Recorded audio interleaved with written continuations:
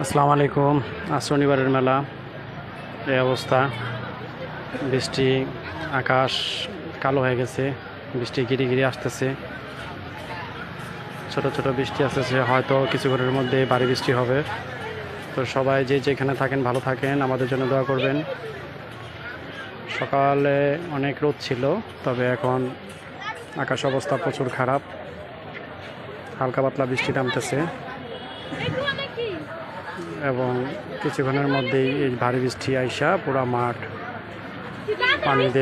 পানি দিয়ে ভিজে যাবে। এই যে দেখেন অবস্থা, প্রচুর বৃষ্টি হয়েছে, এখানে প্রচুর বৃষ্টি হয়েছে, দোকানপাট সম্পূর্ণ রেখে দিলাম, প্রচুর বৃষ্টি হয়েছে। তো যাই হোক, সবাই দোয়া করবেন। ঠিক আছে, যে যেখানে থাকেন ভালো থাকেন।